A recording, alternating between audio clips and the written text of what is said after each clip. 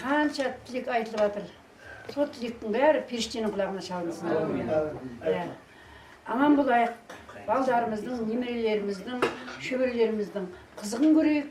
Аман болайық, осындай жылдар жылға өстіп, осы 55 жыл, 60 жылды тойлап жүре берейік аман есен. Ұлдарымыз, қыздарымыздың рахатын көрейік, шөбере сүйейік.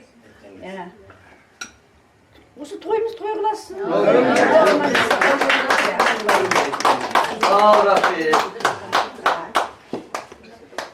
Талай жылдар машинамен шарладым. Көрмедік қой жұмыстан кеш қалғанын. Үйіңхан біздің бар қаланы араладың. Қалай жіберді қасыңдағы жан-жарың.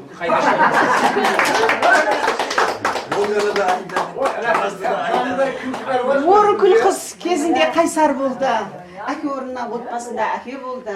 8-ден кейін мектепте еңбек етіп, 10-ға дейін бізбенен бірге болды.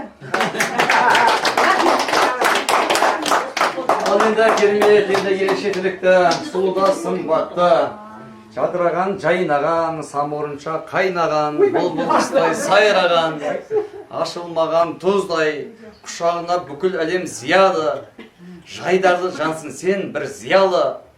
Осы бір кездесудің себепкері айтайық старосты Гүлзияна. Ерекше ұйымдастыру қабілеті бар, қарасаң көзіне көз тояды. Өзін-өзі мақтады демеңіздер, бұны маған арнайы баян жазып жіберіпті. Енді оны баянға беріп секрет қылып қалдырайын десем, мен енді мынаны жүргізгесін амал жоқ, өзімді айтуға тура келді. Енді әсәсен мынау енді қазір антрактіге шығамыз, оған дейін жаңағы сөзімді айтқанша сіздерге кішкене беретін нәрселерімді әсем класстастар шамалы сабыр сақтайық. Бағана айттық қой, өзіміздің жаңағы гимнімізді жазды біздің баян деп. Енді әні бұрыннан шыққанменен сөзін осы кездесуімізге арнап жазғандықтан мен осыны ерінбей апарып сыныптастарыма ескерткіш болып өмір бақи қалсын деп, альбомның бірінші бетіне жабысып қойсын деп, соған арнайы размермен мынандай астында глянцевый қылып істедім. Астында қағазын жұлып тастайсыздар да альбомның бірінші бетіне жабысып тастайсыздар. Мынаны бір-бірлеп әсер. Енді класстастарға ұйымдастыру тобының атынан осы немізді ескерткіш болып қалсын деп бір-бір альбом дайындадық. Мына альбом жаңа біреуін ашып көрсетем. Жаңағы несі? Бірінші бетінде суреттерім. Ертең кеше келіп фотограф сізде түсірді ғой. Сол портретке түсірген суретті обязательно аламын. Пойызға мінгенше әкеліп береді. Ол менің міндетім, потому что ол сурет қалып кетсе, мына альбом ессіз қалады. Түсіндіңіз ғой? Сондықтан мына альбомды жаңағы мына өлеңді мына жеріне жапсырасыңдар. Портретті мына жерге жапсырасыңдар. Ары қарай не жапсырсаң өзің білесің.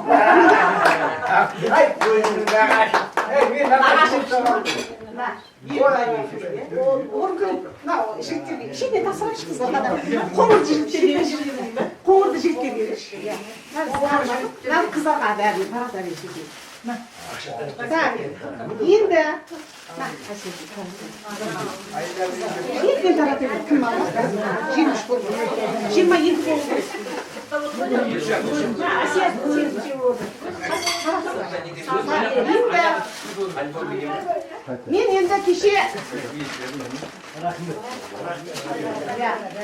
әне күні сіздер азанда сағат 5-те пойыздан түсетін болғаннан кейін қайда барамыз?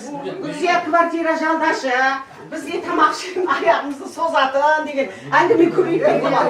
Сонан кейін мен сіздерге айттым, таңертең үйге келіп бір шай ішіңдер деп, официально ештеңе жоқ, өзіміздің класстастар, өзіміздің адамдар деп кіріп бір шай ішкенге. Бірақ енді қазақтың салты бойынша үйге келмегендері бар, қыздар, жігіттер деп көптен бері көрмеген адамдарыма қуанышым өзімнің көңілімдегі сіздерге бір тосын сый жасайын дедім.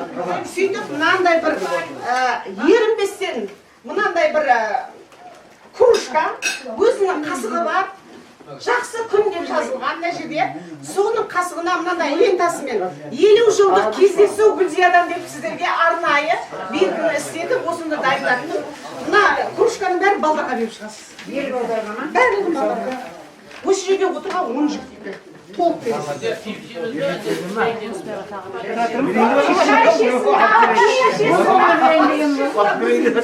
Бірақ қапалар алып жүрді, ішінде қасығалар. Арасында шайны қапалар.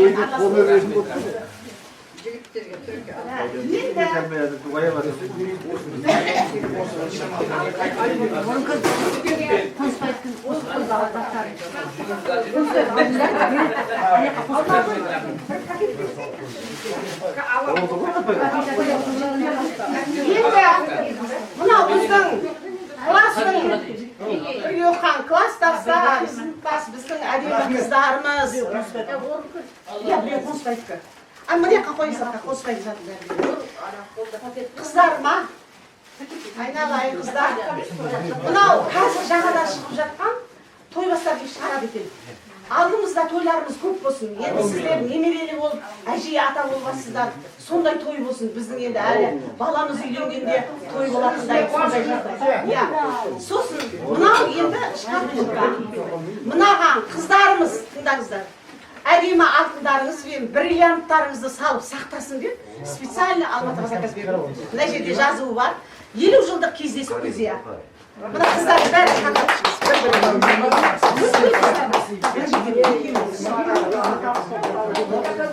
аккуратно. Мынаны енді әдемілеп салғанда бірдеңе араса өте гипстен жасалған не екен анандай. Байқамасаң мына жерде ұстайтынына түсіп қалу.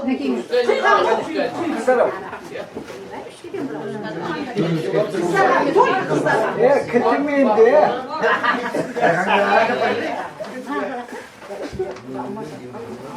Қазір ретте барады осы.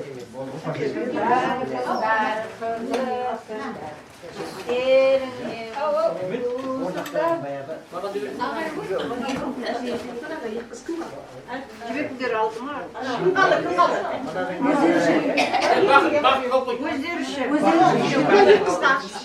Екеуіңе аласың. Қыздар кімге береді? Біреуі Аминанікі. Келмей қалған. Біреуі Аминанікі. Осы бұнайдың біреуі Әсенікі. Келмей қалған.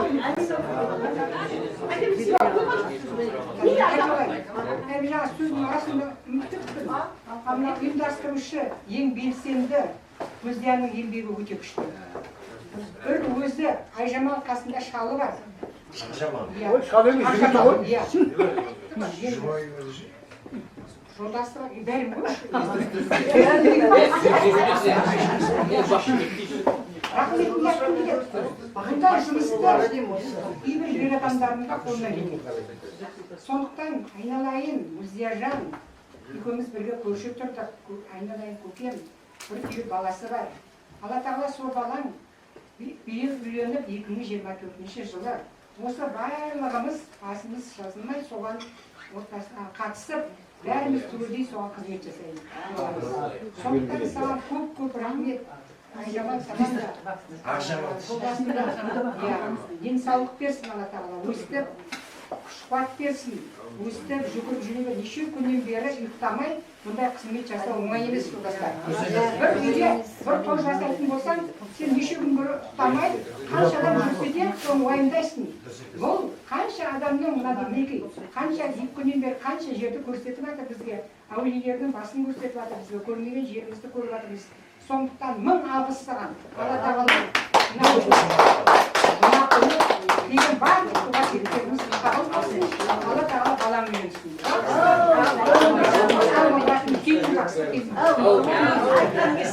Кластастар былай келген сайын балаң үйленсін, балаң айта берсін, құдайдың құлағына шалынады, не қолар дұрыспай. Бірақ бәріміз жиналып бір қыз тауып беріп әкеліп берейік та. Жоқ, өзіне ұнайды. Йохан, осы тілекті арасын үзбей Ақжамалмен түрекеңе тілеймін. Өйткені үшеуін айыруға болмайды. Қайтпесе сізге әйел не болмаса күнде ақшамаға күйеуге шықта жатқан жоқ. Мен ойлап қалдым. Bir mesela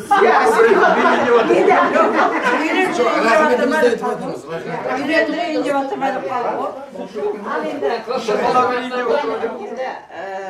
Мынау енді көріп жатсыздар ұйымдастырғаннан кейін мен өзіме сөзімді бөлек қойып сіздерге бір арнайы өзім айтқым келді да тілегімді. Құдай мынау бүгінгі 50 жылдық болып жатқан сондай осы жайылған дастарханымыз құтты болсын, 50 жыл кездесуіміз құтты болсын бәрімізге.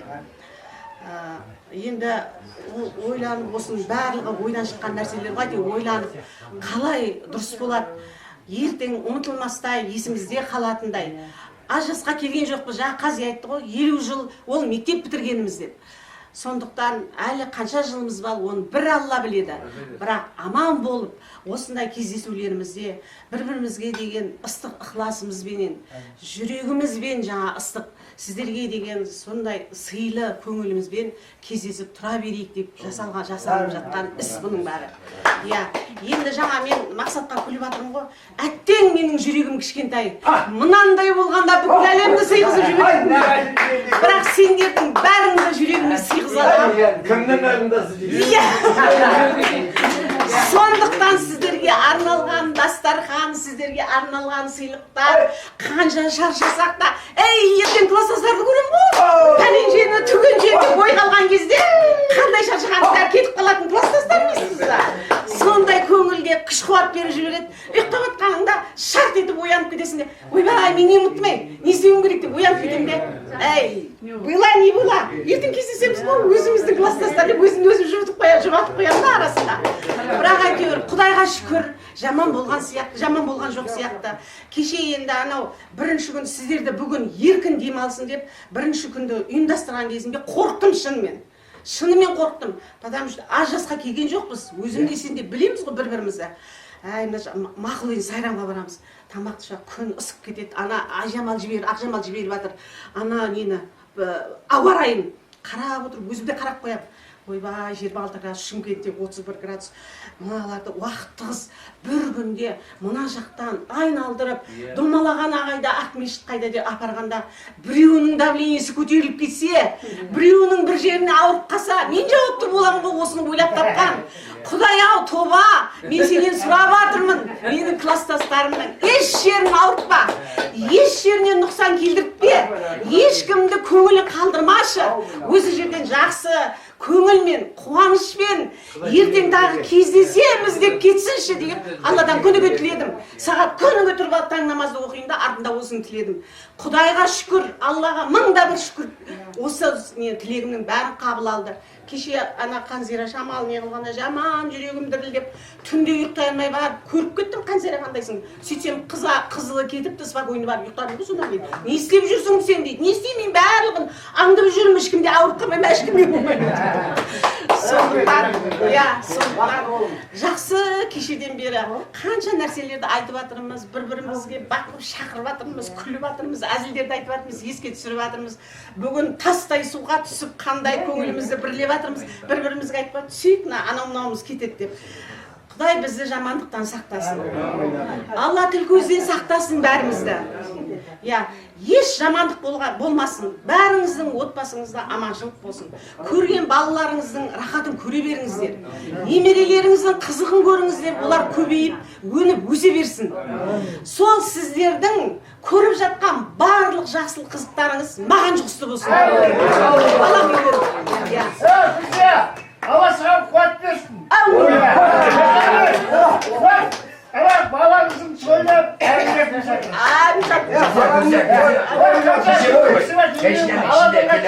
Жол ұзақ кеткеннен кейін біз не істедік? Біз ешқандай ренжіген жоқпыз.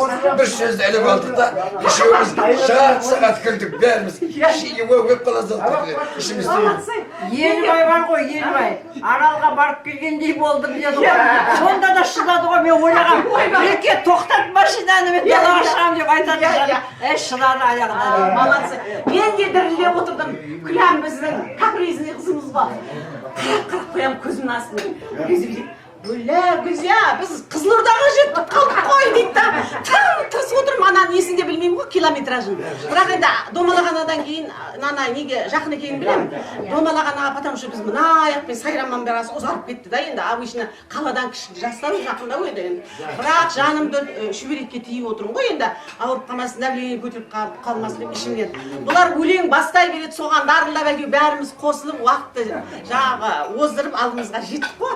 Сондай жақсы көңіл күй болды, қыздар. Ибрахим атадан қандай бір тазалық не алып шықтық атамыз деп. Анау Қарашаш анамыздан қандай арқамыз кеңіп, мен сондай шаршап барған едім. Қарашаш анадан шыққан кезде бір күш қуат алдым өзім да. Домалағанаға барған кезде арқамның тырысқандары бәрі кетіп сондай күшті. Одан кейін анау үңгірге түскен кезде жанымызды шүберекке кеуіп түстік қой бәрімізде. Ана қыздар кіріп мінбей қалып қорқып.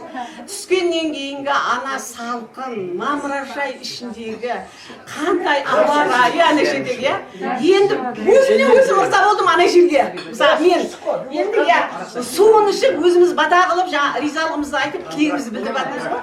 Сол сияқты мен ойлаймын, сіздеріңіздің бәріңіз солай ойладыңыздар. Өйткені біз бәріміз бірдейміз, бір бүгіннен шыққанбыз.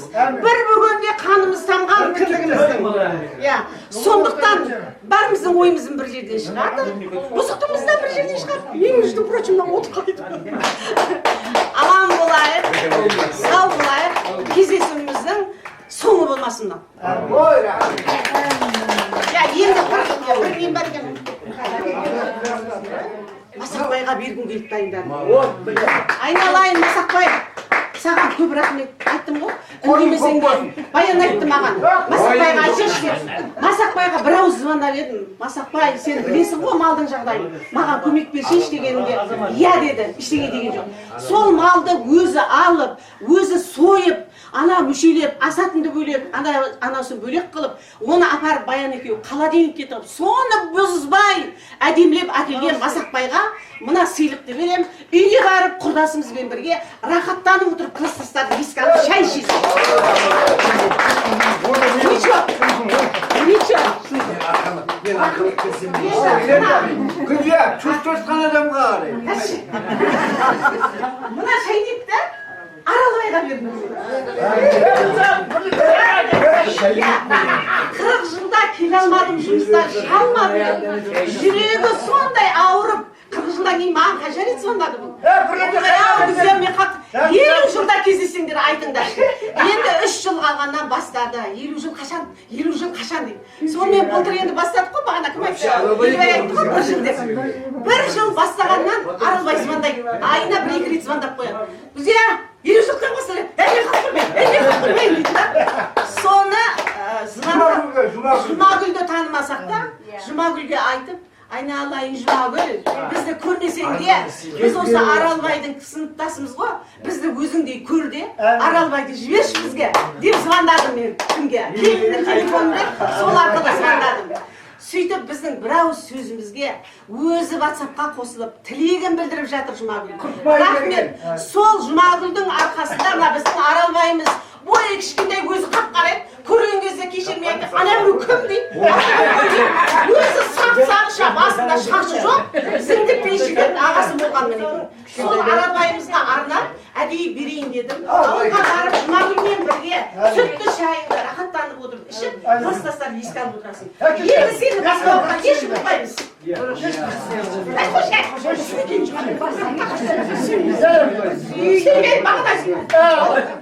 Ал енді антырап, биге дейін, егерде бата беріп тұрамыз, биге дейін жаңа беретін подаркымызды беріп алайық деп, жаңа қыздар бәрі бірге дайындап келгенсің.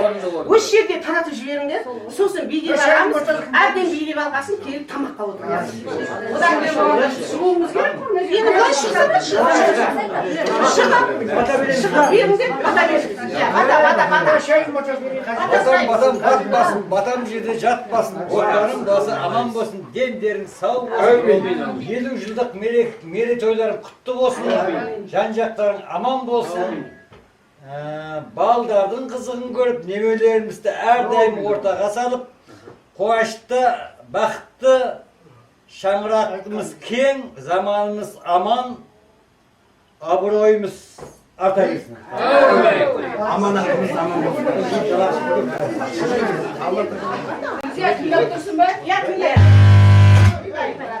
Кім olsun? Организатор біздің кеше айтып жатырмыз ғой, мақтап жатырмыз, организаторларымызды мақтап жатырмыз, айтып жатырмыз, олар келмесе қойсын. Олар қызық емес мынандай дүние.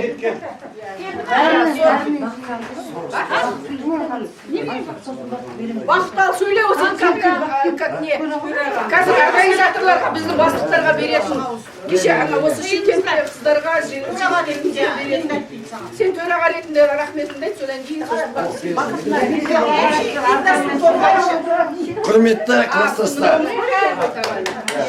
құрметті кластастар, біздің әлі қызығымыз, тойымыз біткен жоқ.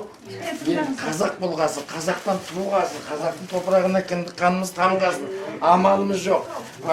Құдаларға кетіп беріп жатады, достарына көйлек беріп жатады, жолдастарына бөтелке беріп жатады, әйтеуір бір ішіндесі бар. Сондай қазақпыз енді, не болғанда.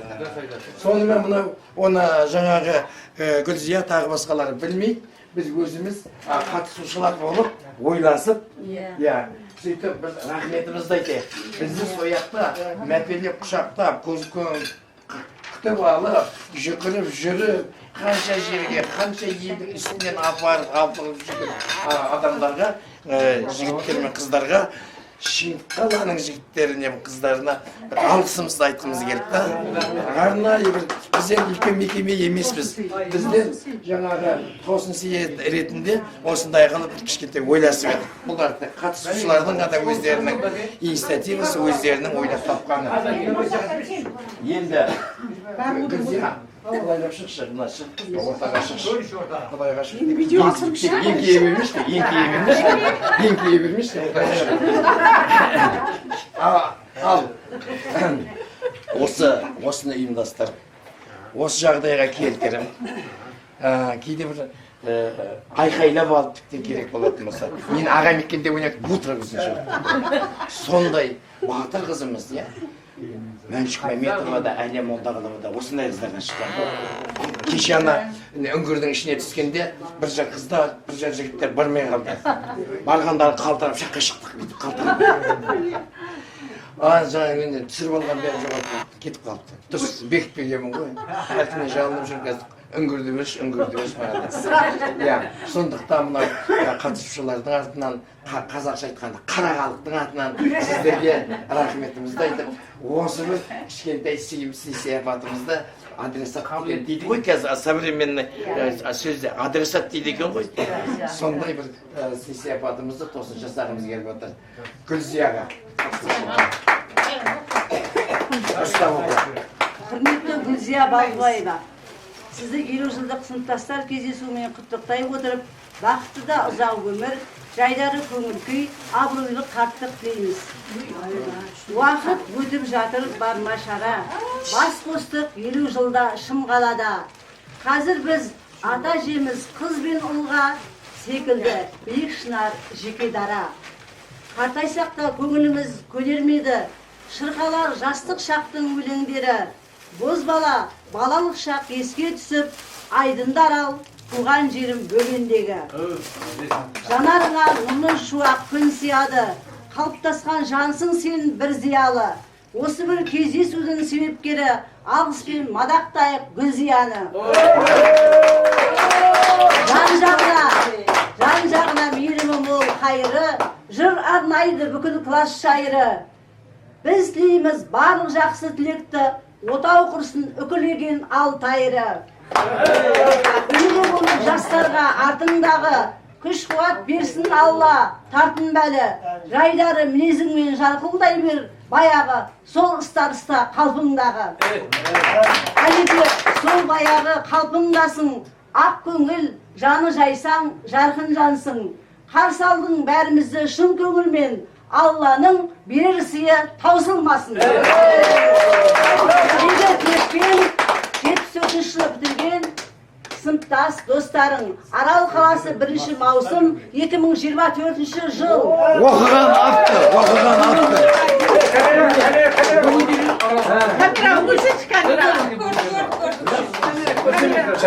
Төраға беріңізші. Al endi berdim. Endi iyingga Ay, endi iyingga mынандай ko'z shapanday jarqirab жүрсің де ko'z shapanday. Орамал тон болмайды, жол болады. Oramал ton болмай жол болады деген осы. Қандай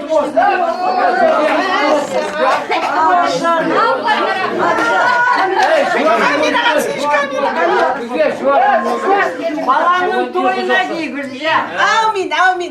Маған Самара звондап, сурет жіберші деді. Не қыласың суретті деймін. Әй, үндемей сен ештеңе сұрамастан жіберші дегенсің. Соның суретін жіберейін бе деп жіберген. Мынандайға жіберейін сұраған. Тағы да Гүлзия әйелі бала біткен жоқ әлі біздің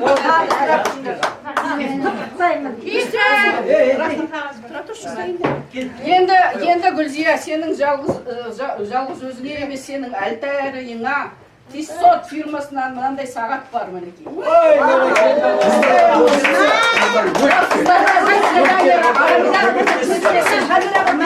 Рахмет.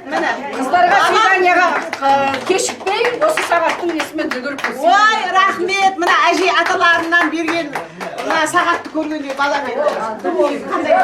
Өзімнің жүрегімнен.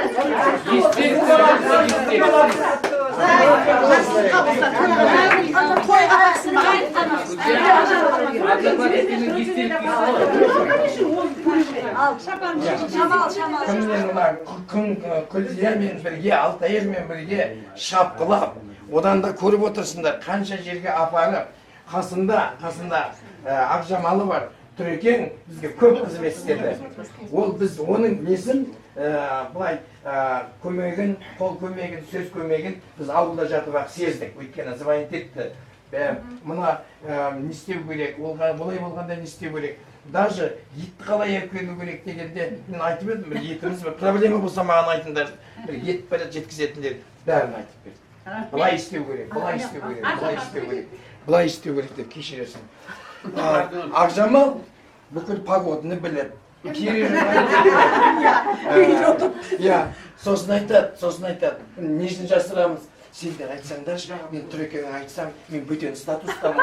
Сендер тас-таста құрыларсыңдар ғой. Маған тайып деуі мүмкін. Сендер айтсаңдар көрінеді. Содан біздің жаңағы Гүлзия майдалап, әдемілеп, тігісін жапсырып. Түреке, сізді анау жұмсағыңыз келмейді. Сіз бірақ айтып жатырсыз, любой көмекке мен дайынмын деп. Енді қалай сізді базарға апарып, мынаны алайды деп жүреді. Оған Алтайырым бар ғой қасымда. Тек әне бір жерде көмектесіп, әне бір жерде білінбай келемеді. Очень оңтүстіктің жігіті бүйтіп сөйлеуді үйретті ғой енді. Кеше маған айтты ғой, Гүлзия сен бірінші рет көргенде биязы көргенде бейтін қысады. Енді неше жылдан кейін көргенде, екінші рет көргенде қандай екен? Немен үйретсің ғой дейді ғой маған. Сондықтан мынау жаңағы кластастар болып ойласып өзімізше бүкіл чат ашып па бір нәрсе қылып сыбырлап айттық, біреуіне сәлем айттық, телефонмен айттық прямо шықтық. Сосын солай етіп бізде енді Гүлзиямен бірдей қылып сол тағы бір сессия жасағымыз келді. Құрметті Тұрсынәлі Жүзбаев, Ақжамал Алмаханова. Сіздерді 50 жылдық сыныптастар кездесуімен құттықтаймыз. Сіздерге зор денсаулық, ұзақта бақытты ғұмыр тілейміз. Өтсе де талай күндер, талай уақыт, кездескен 50 жылда қандай бақыт. Бірің ата, бірің әже болған шақта, сағынып, құшақтасып, мауқын басып. Кездестік, еске түсіп, балалық шақ, өткенге көз жіберіп, ойлап бір уақ. Кешегі асыр салған қыз бозбала, бүгінде әжім тартқан қарап тұрсақ.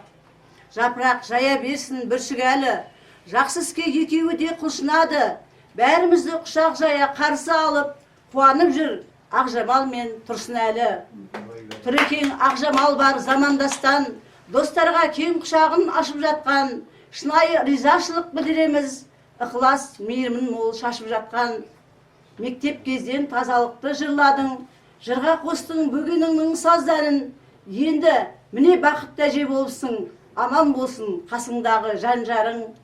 Достардың көп болғаны бізге көріп, ақ тілекті арнаймыз тізіп өріп, ортамыз тек ортаймай кездесейік, бәріміздің жасымыз 100-ге келіп. ізгі тілекпен 77 жылы бітірген сыныптас достарым, Арал қаласы 1 маусым 2024 жыл.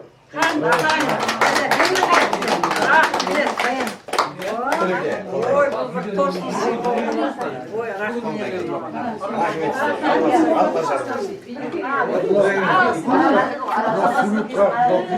Енді ол қалай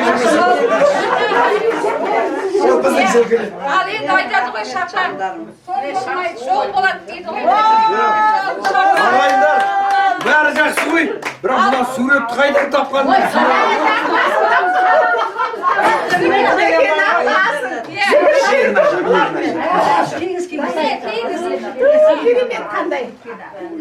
Сонау Алматыдан сіздерге размерлерімді біле. Болды ма?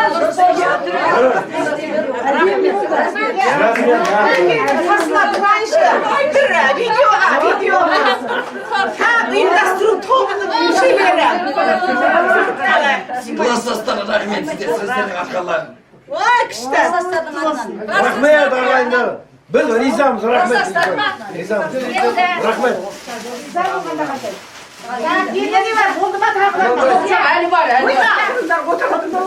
Бәке, мынандай үлкен шапандарым көп та, бірақ қысқа бір костюм керек ау. Хайуандарда бар екен.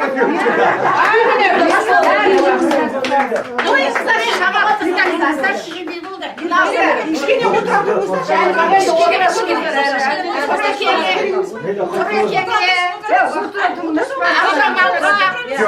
Далаға шығып. 5 минут шыдап. Кеше өңірден кейін Жүксияға поддержка болып жатқан комиссия мүшелеріне де біз мына Тұртыхан екеуміздің кішкентай сыйлығымыз бар. Соны қабыл алыңыз. Якутка ма әлде сақалат? Бірақ оларда түріктер дейді. Түріктер дейді.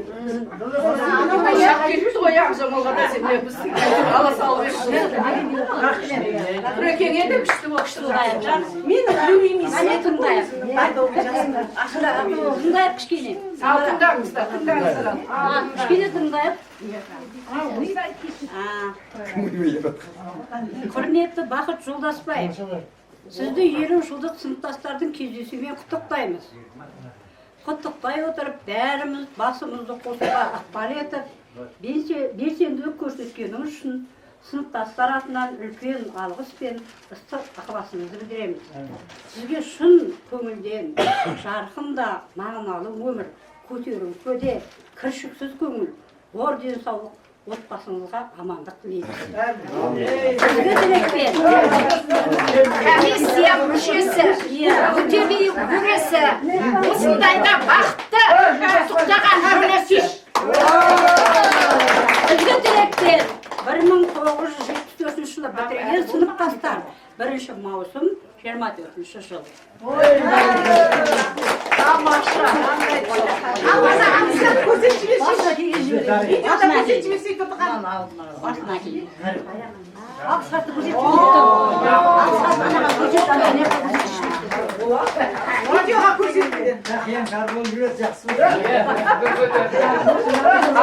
Рахмет. Мына ыңғайсыз екен. Бөгелмей жатыр. Рахмет алған.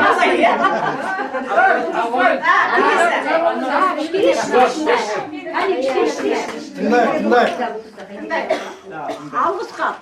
Құрметті Баян Махамбетжанова, жаңағыдай. Шындықтың туын қадаған, бетіңе тура қараған, көп мақтауға тұрады, менің досым Баянжан.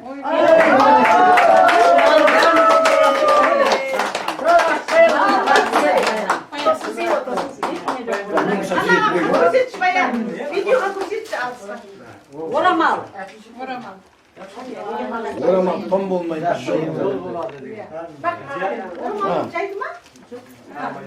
Әрі қарай, Арал мен бүгіннен енді Қызылордаға келеміз. Қызылордада Арал бүгін бердік сыйлық, енді Аралға бердік, әрі қарай Қызылордаға қарай жүреміз.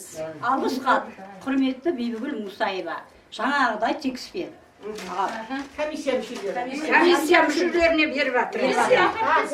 Сол қалпы сабырың мен парасатың ерекше ерден бетер алтын басың.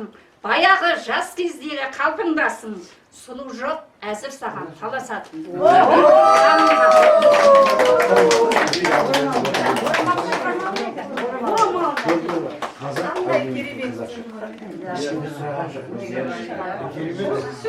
Біздің апайлар мен ағайлардың әсіресе қазақ тілі Енді Құлырдан келіп жатырмыз ғой әлі, иә? Алғысқа құрметті Самира Ермағанбетова.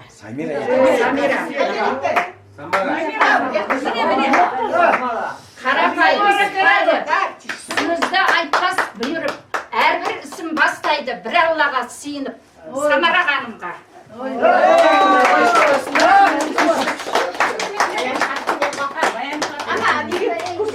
Видеоға орамалы бер. Ой, керемет.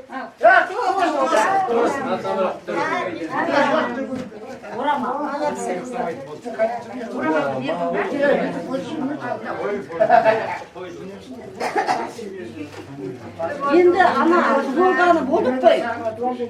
Енді ана басқарушы тағы да бір жаңа құрғанға қарай жүреміз. Алғысқа құрметті Елубай Бодықов.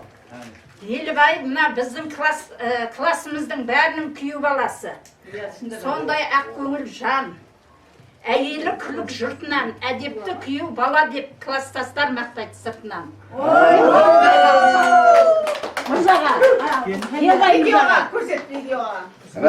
Класстастар болып біз қарындасымыз алып кеткен. Елбай мырзаға. Өте бейне бар, әбеттен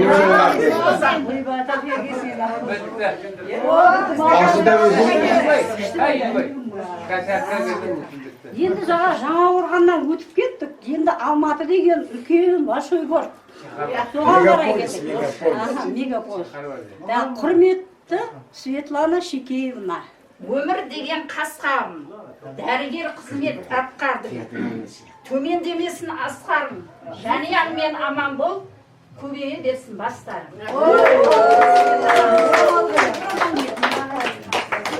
Видеоға көрсетейін. Енді мынау біздің де мынау әрі қарай да мына жігіттеріміз бар ғой, бірінші азаматтарымызда қалмасын деп мынау құтты болсын мереке ерлеріміз. Сіздер ғой біздің әсте сенгеніміз. Біздің кластың жігіттері қайдасыңдар? Біздерге сыйлық сіздер берерміз. Сіздерге берерміз. Береміз де жекілі айтты. Сыйлық беріп содан кейін тағы өткесінде.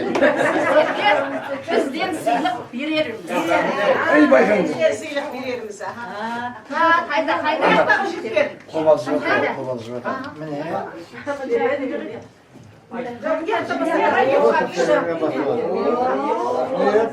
Комплект болды. Ойымыз бірге Бәрінің басы көлік мен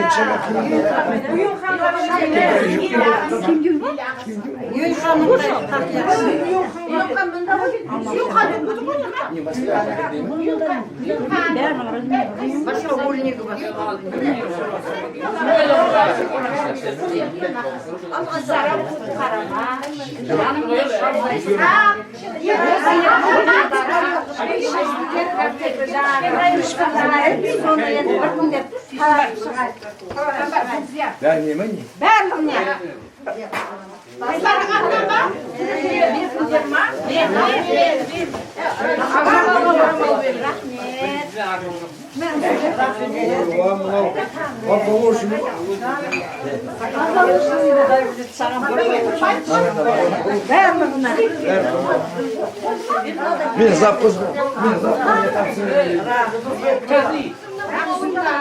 Сендерге мынандай подарка алып кеттім. Мына жерден бүйтіп іліп қоясыңдар кухняға. Мына жерде целлофан жейді. Целлофан бізде әр тақпада жатады ғой. Одан қалды жерде жатады. Сондықтан мынаның астында мынандай тесігі бар. Мына жерге бүйтіп целлофанды тыға береміз. Мынандай болып сенімді. Шетінен целлофан суырып алып, түйте бересің. Соңғы күндерді Қыздарға ғана, ұлдарға 55 жылдықта осындай тағы бірдеме ойлап табамын сосын. Мен күшім бар деп берген маған. Друзья.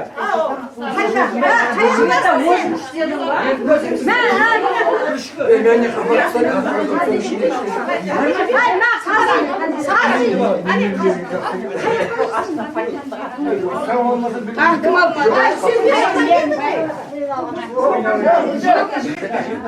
Сен шайда келін шай ішеміз. Сол кезде келіннің астында төсейтін көрпеше ырымға.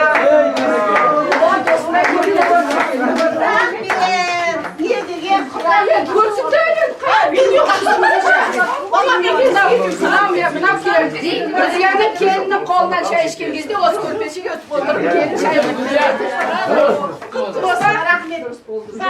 Ой, рахмет. Ақшамыз жоқ. Бұның бәрі менің үйге жатқан бесплатный өзімнің қолымнан келетін нәрселер. Еңбекке шығарған жоқпын. Жеп бермесін. Әлі бар екен, әлі бар.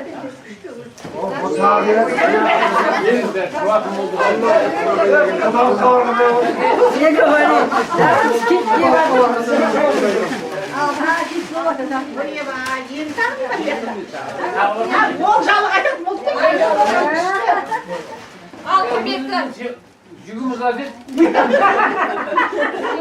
Қыздар, балалар, бәріңіздің тойларыңыз құтты болсын. Мынау енді үлкен той ғой енді той. Енді тойда тойдың ырымы болады ғой. Жаңа той бастар деген ырым бар. Сол ырымға той бастардың есебінде сіздерге тартып етемін. Ой, рахмет, өзің ба? Өзім лично. Қосылмай, ә?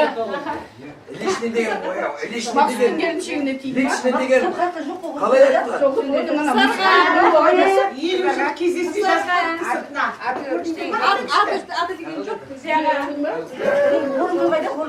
Міне. Міне, елім жолдасымыз. Қыздарға. Кездесу 1974 жыл түлепкері. Осындай тосысы Гүлжаннан. Менен лично. Ханзира алды ма? Ханзира жоқ. Аян. Қыздарға. Только қыздарға.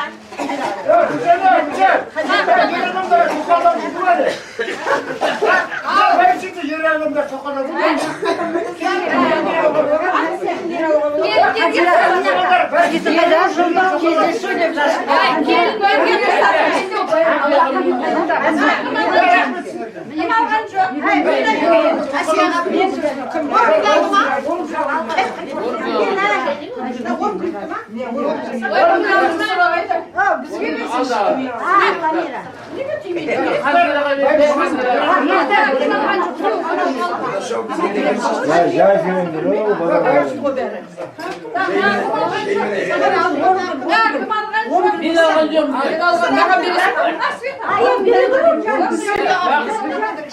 Ырым болу керек қой.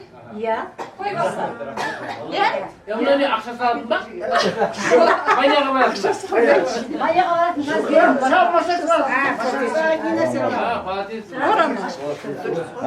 Орама. Мұрындарын сүртіңдер, мұрындарын ақ кетпесін. Мұрындарын ақ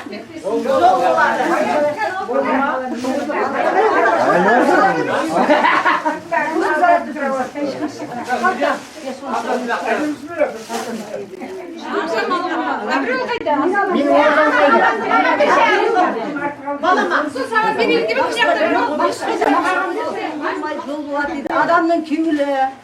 Адамның күйеулі біратын насыбайдан қатып, біз бір тосын сый жасайық деп, біз өз-өзіміз келіскенбіз, былайша іштей. Бірақ соны енді айтпағандар біліп қояды, айтпаса өкпелейді деп, бірімізге айтып та қойдық арасында енді. Сосын айтпады шында да, өкпелеуіміз мүмкін еді, айтқандарың жақсы болды деп. Сонымен біз басымызды қосып, осындай біз жасап жатырмыз. Енді азда болса көптей көріңдер. Адам енді сыйластыққа бәрі сыйластыққа келеді негізінде. Орамал том болмай жылуға келеді. Шынында да ол адамның күйеулі. Осы жасқа келді, Құдайға шүкір. Зейнеттің, бейнеттің бәрін көрді. Рахатын қостағанда көріп жатырмыз енді. Кішкентай болса үкімет осыда пенсия беріп жатыр. Құдайға шүкір, Аллаға шүкір дейміз. Бала-шаға асырап жатырмыз. Немере шөберелер ізімізден еріп жатыр. Сол үшін біз бір-бірімізге бір көңіл, бір кішкентай да болса көңіл ғой. Сол көңілімізді қалдырмайық. 50 жылда, бұдан кейін 60 жылда кім бар, кім жоқ. Оған жетпей жатқандар да бар. Сол үшін де күйеул адамға бәріміз біз жібек екеуміздің атымыздан дайындаған сыйымызды қабылдаймыз. Ой,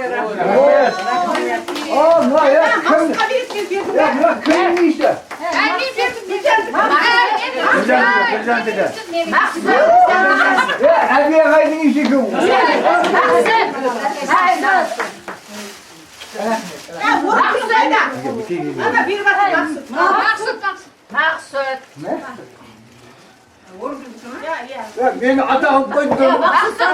Beri qara. Maqsud. Kim qayda? Beri qara. Şamata. Kim meneki yerlerimiz. Bayan şimdi.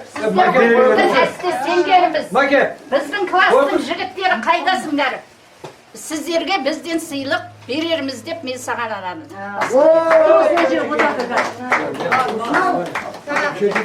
Бізде мына неге шипажайымызда келіп жатқан бассейн бар екен. Сол бассейнге келіп бағана рахаттанып шомылыңдар, ертеңде түске дейін шомылатындарың рұқсат дейміз ғой. Сол себепті соған сабындарын салсын, жігіттермен болмаса, сосын арқаларын машалкімен ысысын деп, машалкіменен бір-бір жаңағы сақал қағатындарын ақ жамалдың бірге салып жүрсін деп, мынандай сумышка әрқайсысына дайындады. Масақ жазып қойыңдаршы, масақбай қайда? Масақбай ма? Жазып қойыңдар.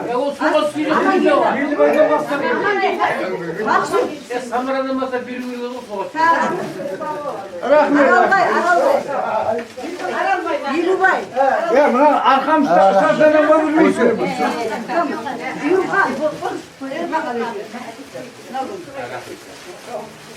Kazi. Bakıt. Kompi oturan yakta. Ayağını almalı bir ısırıp götürüp kaçarsın. Kızlarga, mınау kızlarga біздің ұсынды пик орамалымыз, магниттей бір-біріне жігіттермен жабысып жүрсін, өмір бойы қосақтармен қосағарсын деген ниетпенен барлықтарға бір-бір магнитный орамал алған. Соның жібек екеуміз біле алайық ма? Самара қайда? Жібек? Самара, сәлем әрқайсысы жазып қойдым аттарын.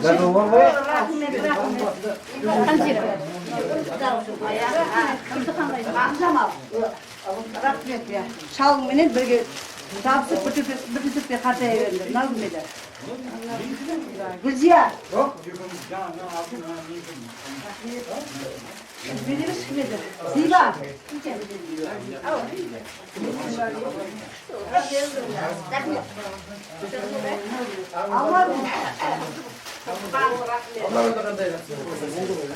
Сен қасың демішті?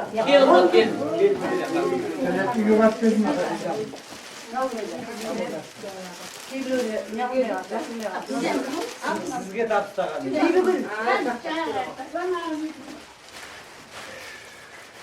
Kıran aldın mı? Asiye. Kulağım boşu dıbangan mı diyecek? Ben cidden değilim.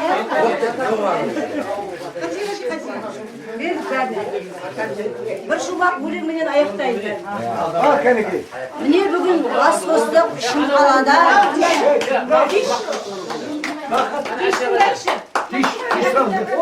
Әрқайсысы өз байына деп жатыр. Әсияға деп жатыр. Міне бүгін бас қостық Шымқалада. Достар-ау, қандай ғажап арман бар ма? Көрмеген 50 жылда бір-бірлерін қуаныш бұдан артық барма сірә. Балалық мектеп кезін еске алып, қуанып, құшақтасып, талпын басып, сұрасып өткен кеткен қал жағдайды аталар әжелермен қауқылдасып. Көп болсын әркез біздің қарамызда, айтамыз жақсы тілек қаламыз ба? Қыз күйеулерін құрметтеп, ертіп келген 3 келіншек, 1 жігіт арамызда. Bir Allah қуат берсін барлығыңа. Бар болсын, аман болсын барлық жанда. Осындай денсаулықтың арқасында тағы да кездесейік 60 жылда. Біздің осы көңілімізді біздің ақ көңілімізді қабылдаңыздар. Барлықтарыңызға тек жақсы күндер, жақсы қуанышты осындай тойымыз ұзағынан бола берсін.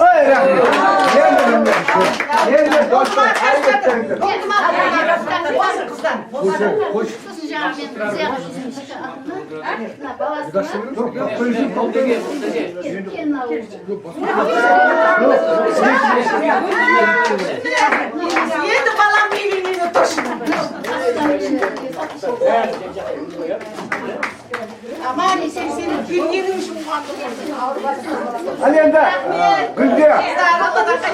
Bravo söz, bak. Sağına aytdım, dostluk üstün olacak. Dost, bizden oradaydın. Birge ösken, birge avulda olgan жұмыстас подушкасы іздеп келіпті Шымкенттен. Қаталай.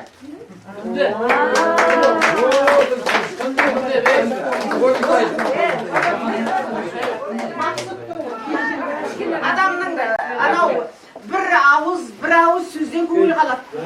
Соның бәрін жуып шайған көңіл мынау. Қазақтың дәстүрі бұның бәрі, иә.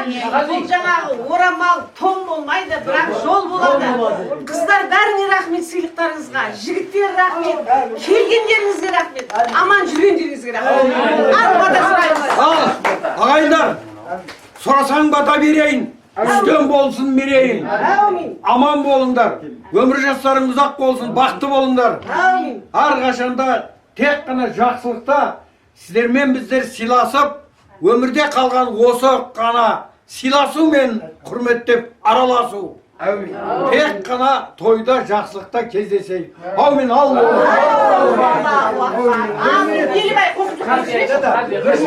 Бата бермейін. Аяқта мына қыздардың орталықта біздің кластастарымыз. Алғысым шексіз. Рахмет. Өмірді шүбірлі болыңдар, ұлттарың басы аман болсын. Сіздерге барлығына былай қарап тұрмын өзі. Камераға қарай бер. Жаман болады. Камераға қарай бер. Мына Гүлзия бастаған атамандарға. Гүлзия, сен кімге бақыт тұр ғой бізді? Молодец, рахмет. Мен риза болдым. Ортада болдым. Бұл енді өте қарай қарымды орта болды мен үшін. Менің өлеңде жазатыным бар анда-санда, кемпіріміз де жазады. Енді Құдай қаласа 55 жылдыққа кемпірім айтқанды өзім қатысамын. Кеше 50 жылдыққа өз жерде қатысты. Рахмет сіздер. Алла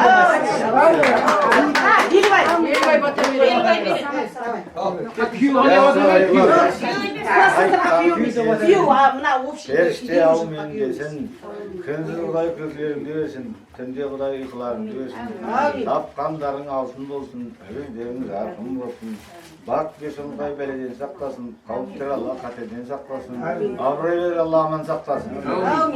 Дендерің сау болсын, достарың аман болсын, кел осындай тойда қызыршықтар бас қоса берейік. Ал енді билейміз. Бей! Антрактыға бей!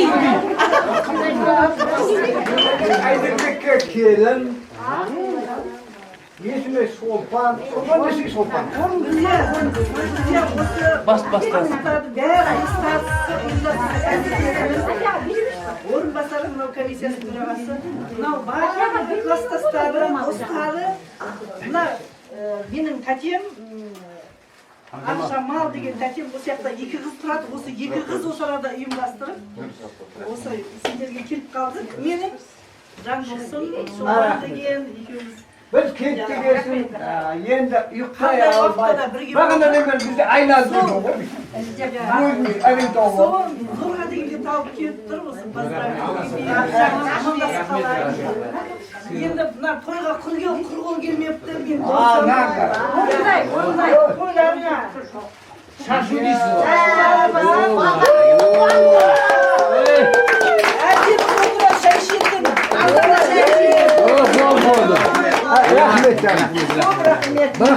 Қосағың мен қосаға. Сізге де осында 100 жылдық Сіздерге бір ауыз тілегін айтып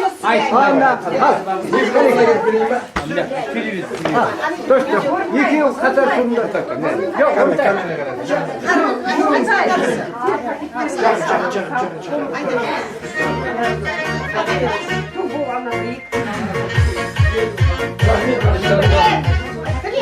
Hadi müzikali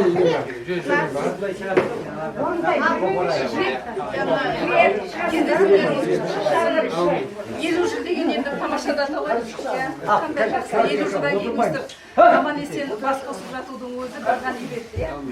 Елу жылда ел жаңа дейді. Немере шөберенің қызығымен бөлісіп бас қосып өсіп қақылдасып жату деген бір тамаша ғанибет нәрсе. Қуаныштарыңызға ортақпын, құтты болсын. Әлде ұзақ жылдар осылай жұптарыңыз жазылмай кездесіп тұруға жазсын. Жақсылыққа, қуанышқа жайылып, дастархандарыңыз осындай көтеріңкі көңілменен әрдайым бас қосуға жазсын.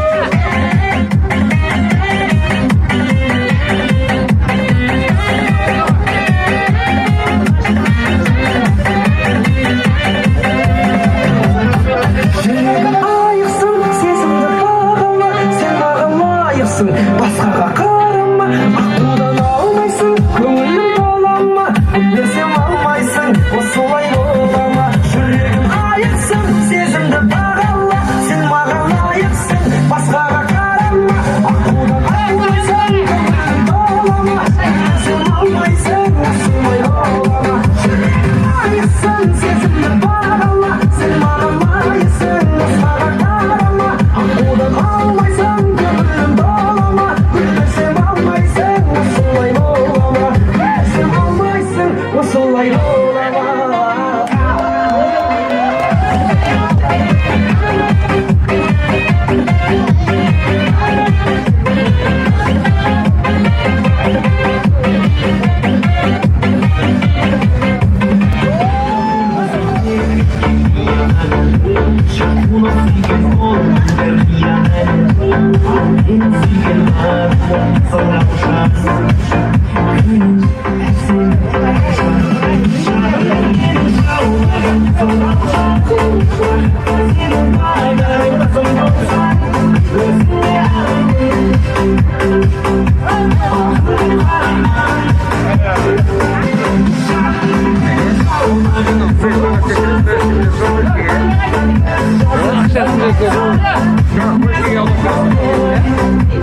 Akşasını versin ev fleşkesi.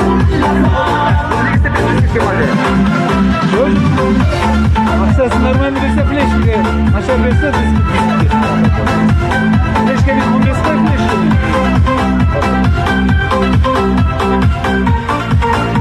Ona gelip onlar bir fleş kalırsa onda her bir fleşke basma doldu basmalarına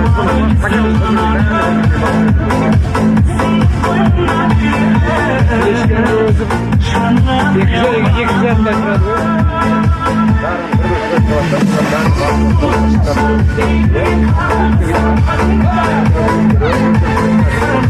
Fleşke kim versin? Günün sonunda böyle.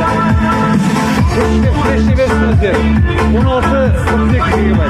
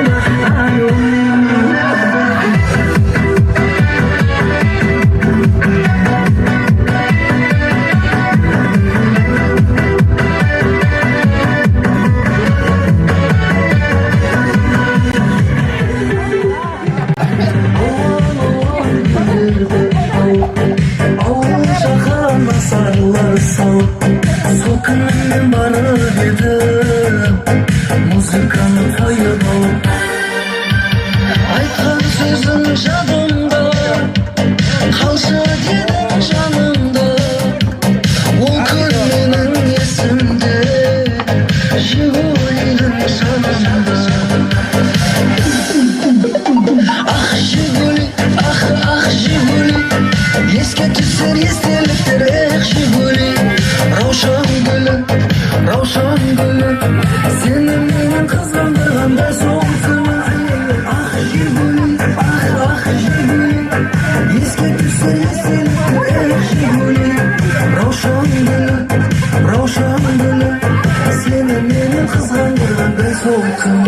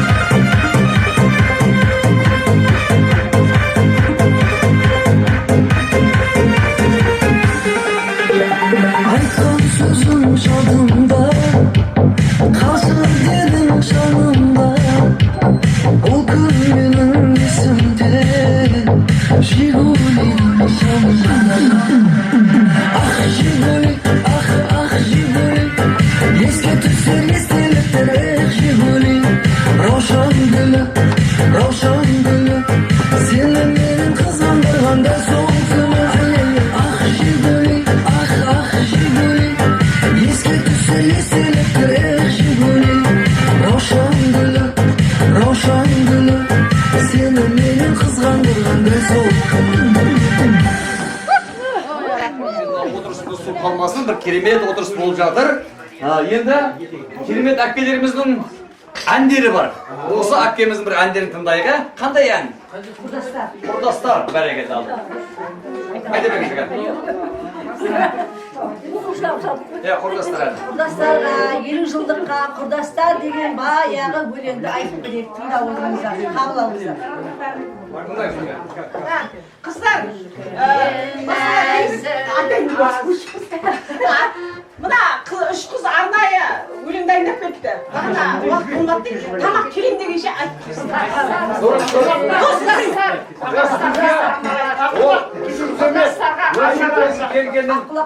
кім айта алады, өнері бар, бәрі айтсын. Бұлар тек арнайы дайындап кетті.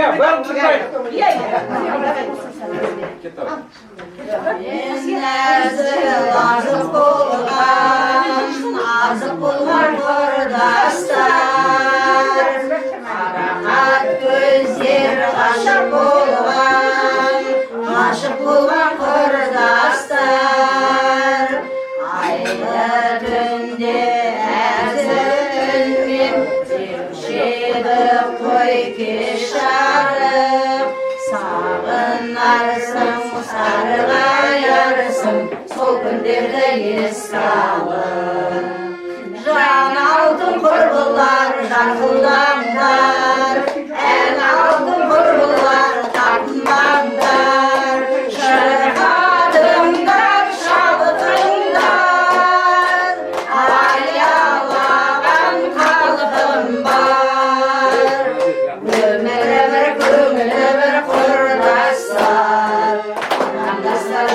замандастар сырластар есіңе сақтас әрбір кезді құрдастар санған шақта бал мінезді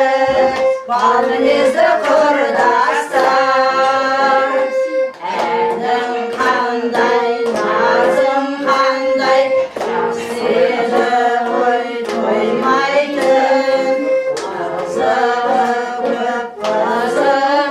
көп жастық шақта тойлайтын жан алтын құрбылар жарқылаңдар ән алтын құрбылар тартынбаңдар шырқадыңдар шалқыңдар аялаған халқым бар өмір құрдастар замандастар замандастар сырластар шақ күнде жарқылған құрдастар шұдай оты жаулатқан құрдастар ол өскен ауыр кескен қандай жақсы құрдастар алыс болсын жақын болсын қайырлы таңғы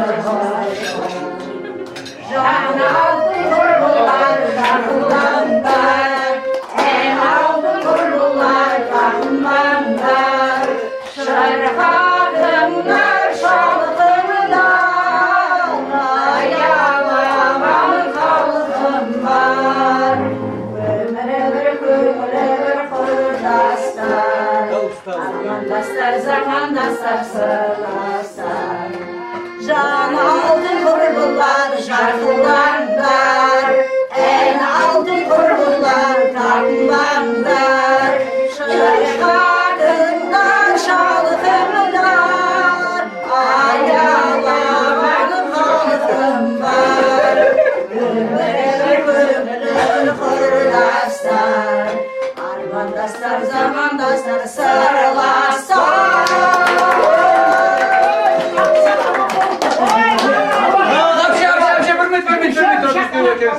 мына арнайы қыздарға Тоймастар өлең айтса бұдырып деп дайындап қойған үйлеріне барғанда ыстық әдемі шайлар демеп ішесің.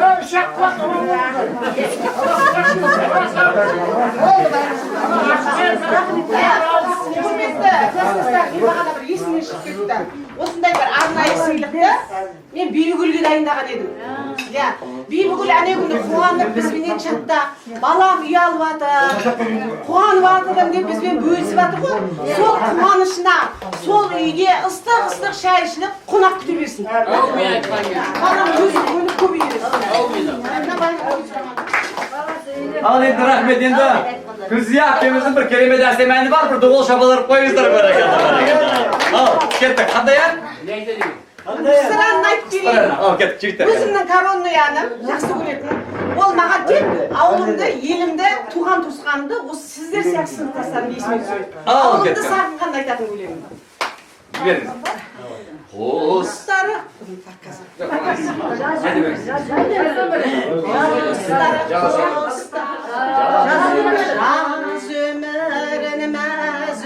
Өмірін қысқартып бара жағы құс қайтып замарайды менің бала кезіме бір жыл етіп өте шыққан сезімге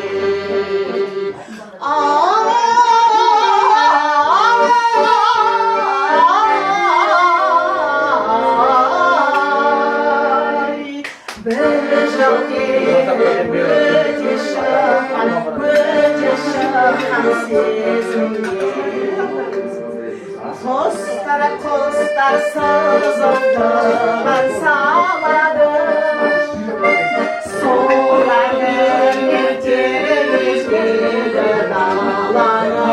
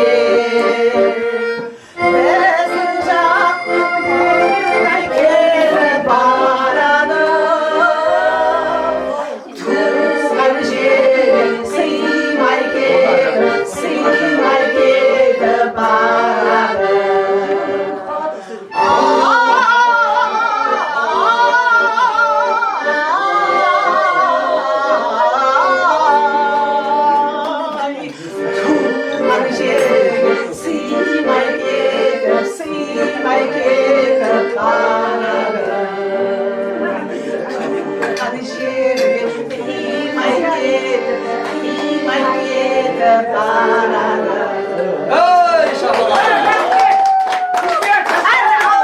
Bargan sayin osылай қимай кетіп, қимай кетіп.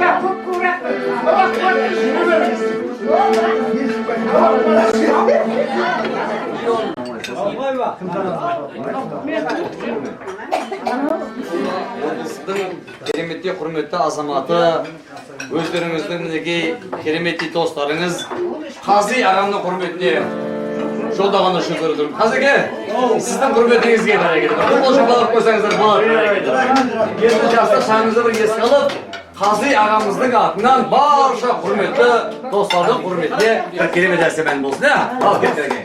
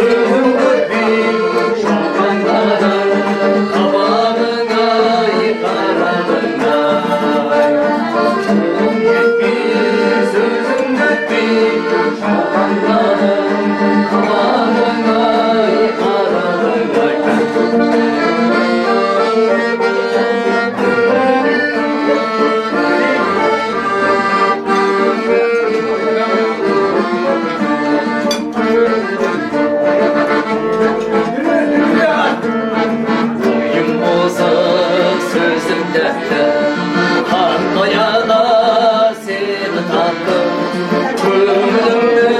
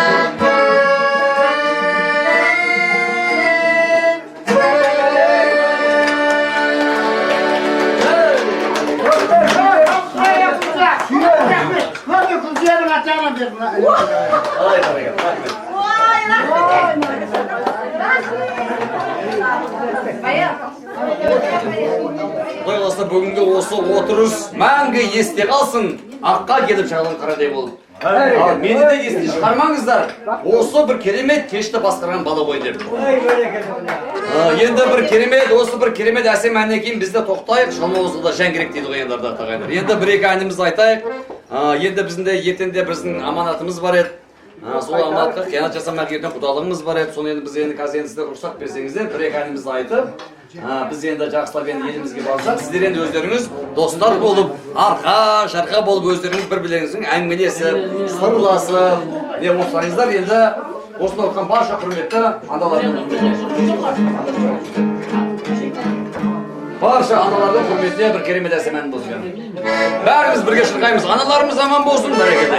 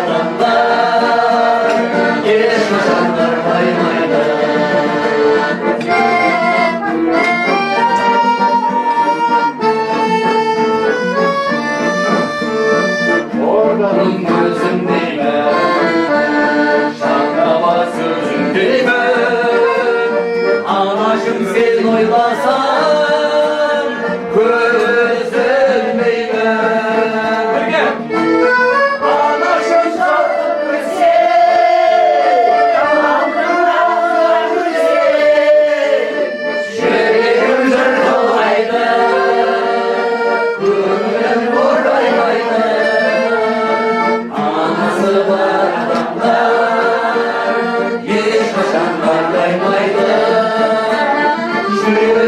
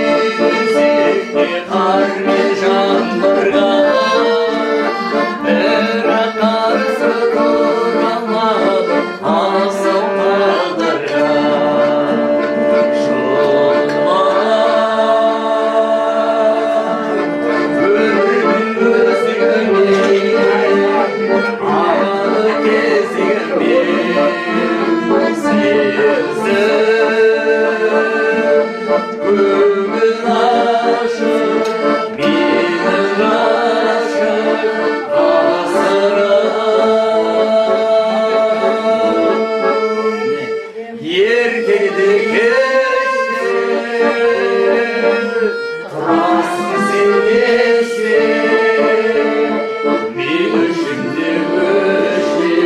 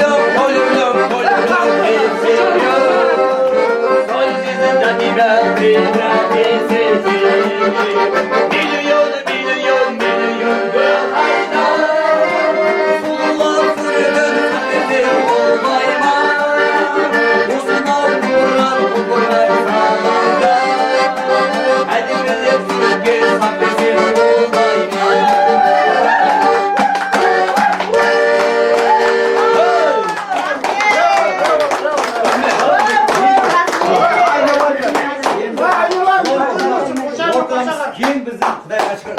Allohdan qaytsin xizmatingga. Mana o'rtamiz keng adamsiz. Bugun avlodlar bor masalan. Telbekancha. Sen bana bizning jasimiz jasayver. Amin, amin. Amin. Endi anning o'rtasida bo'lgan adam. Ay endi o'zimda anning o'rtasida bo'ldim. Ikki yil zaplut bo'ldim. Bilim bo'yicha sapqozda. Endi mana klassasizlarım nesine ben aytıp berim. Benim bu pul dönüp dep aytpa. Önünde aynalayım. Satılmaydı, bağlanmaydı. Ya, bağlanmaydı. Önür bağlanmaydı. Endi sizden de gana chiqmadi, biroq boshqadan chiqib yotibdi. Aksakal vergesin oldu mu?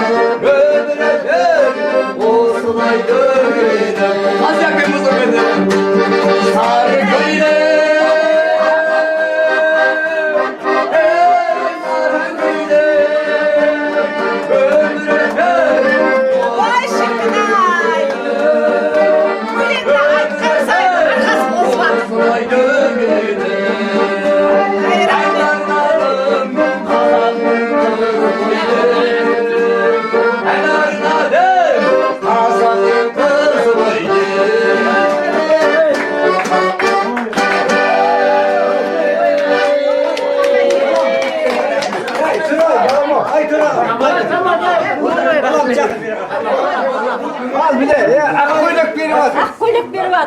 Ana bana kaç. Akkoydak. Hoş. Rahmet. Endi Turduqalarımızın hürmetine, Osmanlı'dan ezgi falanımızın diye puanını kutlamızda bir doğal şakalar unutmayakşı. Toyda toylamazsan toylama. Bugünkü keşte meneki Yunkan ağamız ben Turduqan ağamızın tuğan günü toylansın bereket. Ay bereket.